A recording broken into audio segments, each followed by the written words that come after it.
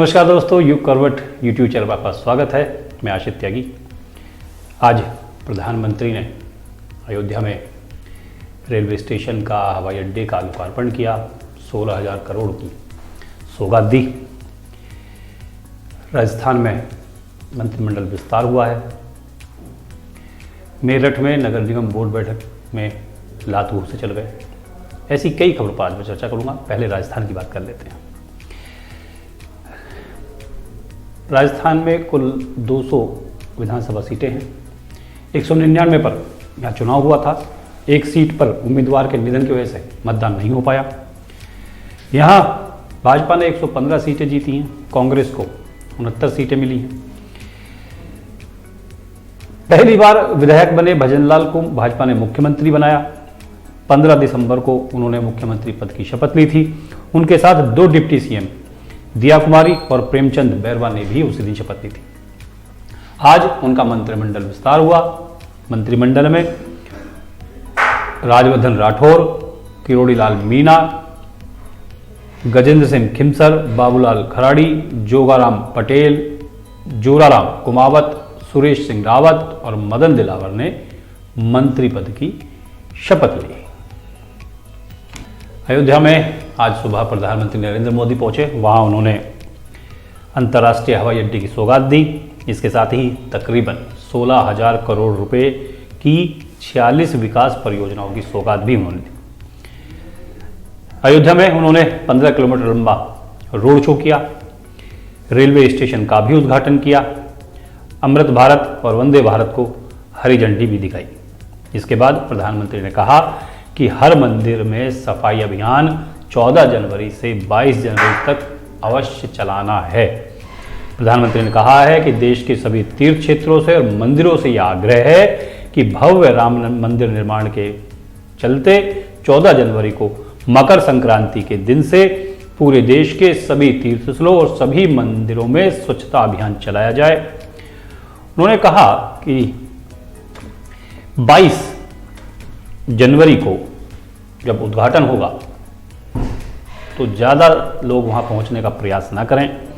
प्रधानमंत्री ने यह अपील की है देशवासियों से कि 22 जनवरी के आयोजन का हिस्सा बनने के लिए वो स्वयं अयोध्या पहुंचने में थोड़ा सा देर करें, ना पहुंचें, क्योंकि हर किसी का वहां पहुंचना संभव नहीं है। राम भक्तों से उन्होंने आग्रह किया है कि 22 जनवरी को एक बार विधि पूर्वक कार्यक्रम हो जाने के बाद वो अपनी सुविधा के अनुसार 22 जनवरी के बाद कभी भी अयोध्या आ सकते हैं। उन्होंने कहा कि 23 जनवरी के बाद आप लोग अयोध्या में रामलला का दर्शन करने का प्रोग्राम बनाएं। जहां आपने 550 साल इंतजार कर लिया है तो कुछ दिन और कर लें। कुछ खास लोग ही 22 तारीख को अयोध्या में पहुंचेंगे। प्रधानमंत्री ने देशवासियों से अपील की है कि 22 जनवरी को सभी लोग अपने घरों में राम ज्योति जलाएं, दीपावली मनाएं। ये ऐतिहासिक क्षण बहुत भाग्य से भारतवासियों के जीवन में आया है। प्रधानमंत्री ने कहा कि आज आधुनिक रेलवे निर्माण की तरफ एक और बड़ा कदम देश ने उठा लिया है। वंदे भारत और नमो भारत के बाद आज एक और आधुनिक ट्रेन देश को मिली है। इस ट्रेन का नाम अमृत भारत रखा गया है। प्रधानमंत्री ने कहा कि त्रिकालदर्शी महर्षि वाल्मीकि के नाम पर अयोध्या धाम एयरपोर्ट का नाम इसलिए रखा गया है कि यहां आने वाला हर यात्री धन्य हो जाए। महर्षि वाल्मीकि द्वारा रचित रामायण वो ज्ञान मार्ग है जो हमें भगवान राम से जोड़ता है। अभी अयोध्या धाम रेलवे स्टेशन क्षमता 10 से 15,000 लोगों की है। स्टेशन का पूरा विकास हो जाने के बाद यहां पर 60,000 यात्री रोज आ सकेंगे।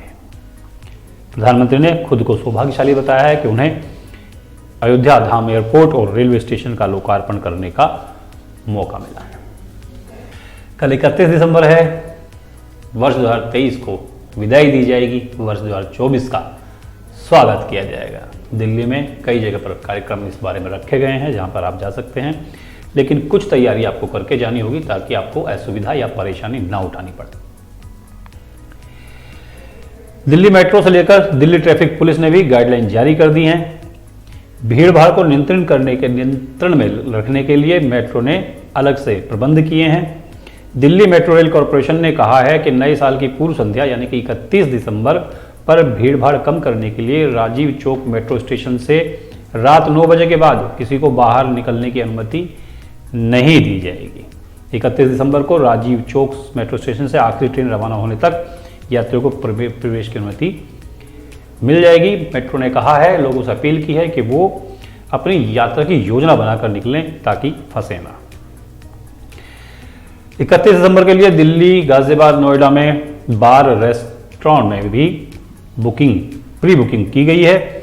बार मालिकों ने कहा है कि विदेशी मेहमान भी बुकिंग कर रहे हैं। इन जगहों पर नए साल का जश्न की तैयारी शुरू हो गई है, लेकिन अगर किसी भी प्रकार का नशा करके सड़क पर हुड़दंग किया तो दिल्ली पुलिस भी तैयार है, गाजियाबाद पुलिस भी तैयार है और नोएडा पुलिस भी तैयार है। आप जश्न मनाइए, लेकिन हुड़दंग करने की, कानून तोड़ने की आपको कोई अनुमति नहीं है। इससे आपको सजग रहना होगा। रेस्टोरेंट, मॉल और दूसरे जो सार्वजनिक स्थान हैं वहाँ अलग अलग तरह के प्रोग्राम आयोजित किए जाएंगे। बड़े स्तर पर मनोरंजन के साधन लोगों को दिए गए हैं। इसके अलावा आपको कोविड के नियमों का भी, गाइडलाइन का भी पालन करना पड़ेगा, क्योंकि कोविड दस्तक दे चुका है। मरीज भारत में नए मरीज मिल रहे हैं। इसलिए शासन ने कहा है कि नए साल के जश्न के दौरान भी आपको कोविड की गाइडलाइन का पालन करना पड़ेगा। दिल्ली पुलिस ने जो गाइडलाइन जारी की है उसी तरह की गाइडलाइन गाजियाबाद पुलिस ने भी की है और नोएडा पुलिस ने भी की है, और ये गाइडलाइन 31 दिसंबर की रात 8 बजे से सुबह तक लागू रहेगी। मेरठ में आज बहुत हंगामा हुआ। वहाँ पर नगर निगम की बैठक थी। बोर्ड बैठक में विवाद हो गया। बसपा के पार्षद ने भाजपा के एमएलसी को थप्पड़ मार दिया। इसके बाद भाजपा कार्यकर्ताओं ने बसपा और सपा के पार्षदों को दौड़ा दौड़ा कर पीटा। घंटाघर के टाउन हॉल में नगर निगम की बैठक आज सुबह शुरू हुई थी। इसी दौरान भाजपा पार्षद रेखा सिंह हाउस टैक्स को लेकर अपनी बात रख रही थी। विपक्ष के एक पार्षद ने उनका विरोध कर दिया, जिस पर बहस हुई। इसी बीच भाजपा के एमएलसी धर्मेंद्र भारद्वाज वहां पहुंच गए। हंगामे के बीच बसपा के एक पार्षद ने एमएलसी को थप्पड़ मार दिया। इस पर हंगामा और बढ़ गया। इसके बाद वहां मौजूद पार्षदों में लात घूंसे चल गए। झगड़े के कारण पार्षद कुछ बाहर आ गए। वहां भी दौड़ा दौड़ा कर उनको पीटा गया। बाद में बैठक को स्थगित कर दिया गया। मारपीट की सूचना पर सरधना के विधायक अतुल प्रधान पुलिस थाने पहुंचे और वहां उन्होंने कार्रवाई की मांग की। अगली खबर ग्रेटर नोएडा से है और आप भी हैरान रह जाएंगे। ग्रेटर नोएडा प्राधिकरण की करीब 500 करोड़ रुपए की जमीन खो गई। प्राधिकरण के अधिकारी इसे तलाशने में नाकाम रहे। मामले में सीईओ ने गांव से फरियाद लेकर आने वाले किसानों को जमीन ढूंढने की जिम्मेदारी सौंप दी। जिम्मेदारी मिलते ही किसानों ने करीब 48,000 वर्ग मीटर जमीन ढूंढ निकाली, जिसकी कीमत 225 करोड़ रुपए बताई जा रही है। प्राधिकरण जमीन अधिग्रहण के बाद से किसानों को 6 से लेकर 10% तक प्लॉट आवंटित करता है। करीब 1 साल पहले अदालत के आदेश के पालन के लिए प्राधिकरण ने किसानों को 6% भूखंड देने का अभियान चलाया था। अभियान में अधिकारियों ने उन किसानों के दोबारा भूखंड आवंटित कर दिए जिन्हें पहले से 6% प्लॉट दिए जा चुके थे। इसीलिए ये जमीन गायब हो गई। इनमें 125 भूखंडों को निरस्त कर दिया गया है। तो ये एक बड़ी अजीबोगरीब घटना ग्रेटर नोएडा प्राधिकरण में है कि वहाँ पर जिस जमीन को अधिकारी नहीं खोज पाए उसे गांव वालों ने खोजकर प्राधिकरण को लौटा दिया।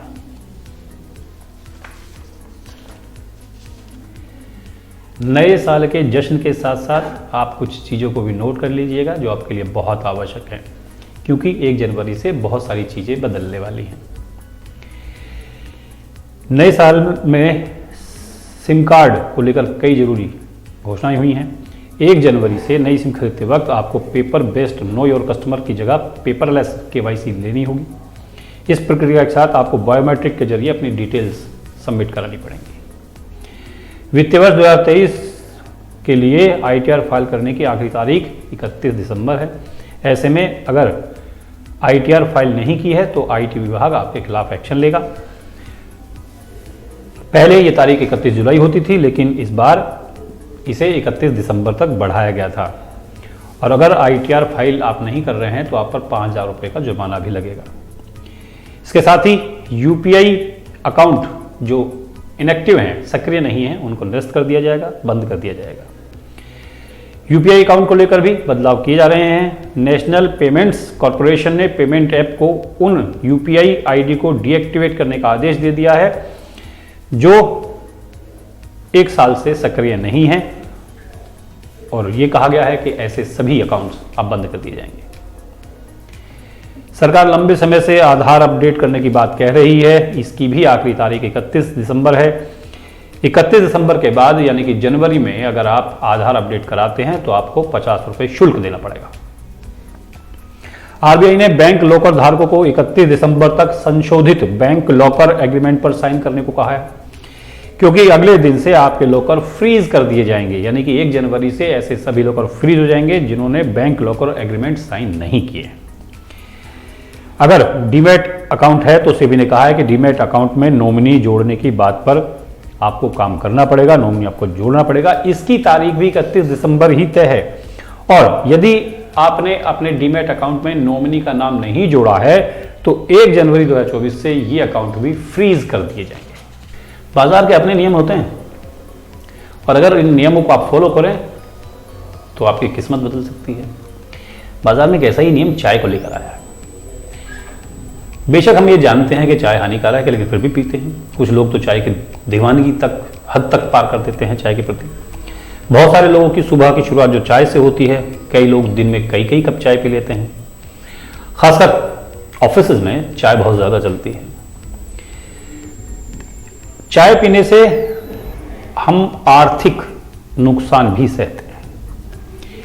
आप इस गणित को ऐसे समझिए कि एक नॉर्मल चाय की कीमत 10 रुपये है, और एक आदमी अगर दिन में 2 बार चाय पीता है तो वो 20 रुपये रोज अपने ऊपर खर्च कर रहा है। कुछ लोग तो कई कई चाय पी जाते हैं। घर में भी चाय बनती है तो चीनी, चाय पत्ती, दूध पर खर्च होता है। इसलिए चाय क्योंकि आम बात है, आप लोग ध्यान नहीं देते, हम लोग ध्यान नहीं देते। मार्केट इस पर यह कहती है कि अगर आप 2 चाय रोजाना पीते हैं तो 20 रुपये खर्च करते हैं, मतलब महीने में 600 रुपये। इस पैसे को अगर आप बचाएं और 600 रुपये महीने आप म्यूचुअल फंड में लगा दें, एसआईपी में लगा दें, तो हर महीने ये रकम जमा करके आप करोड़ों रुपए का मुनाफा कमा सकते हैं। क्योंकि एसआईपी ने और म्यूचुअल फंड ने 20% से अधिक तक सालाना रिटर्न लोगों को दिया है। अगर कोई युवा 20 वर्ष की उम्र में चाय की आदत छोड़कर रोजाना 20 रुपये बचाता है तो महीने भर में 600 रुपये बचाएगा। एसआईपी अगर आप इसे कर देते हैं 20 रुपये लगातार आप 40 साल तक जमा करते हैं तो उस समय आपके पास 10 करोड़ रुपए एकत्र हो जाएंगे। तो किसी एसआईपी या म्यूचुअल फंड के विशेषज्ञ से आप चर्चा करके 600 रुपये महीना बचाकर काफी पैसा अपने पास ले सकते हैं। कोरोना के नए GN1 वेरिएंट के बारे में हम सभी जानते हैं।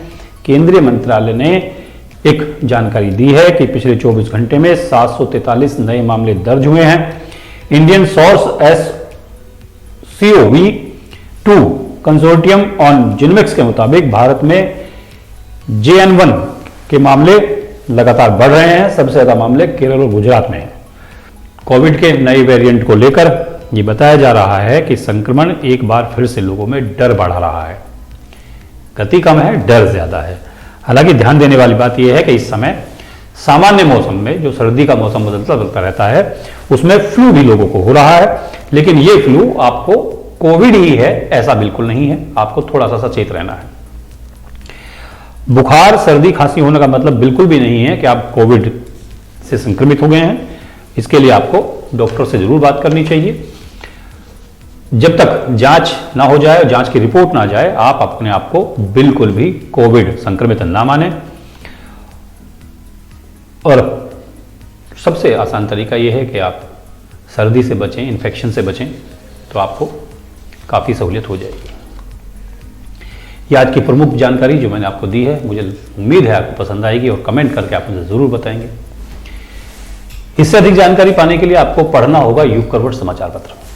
आपसे मेरी यही अपील है, यही अनुरोध है कि युग करवट यूट्यूब चैनल को सब्सक्राइब कीजिएगा, वीडियो को लाइक कीजिएगा, अपने दोस्तों और रिश्तेदारों के साथ शेयर जरूर कीजिएगा। नमस्कार।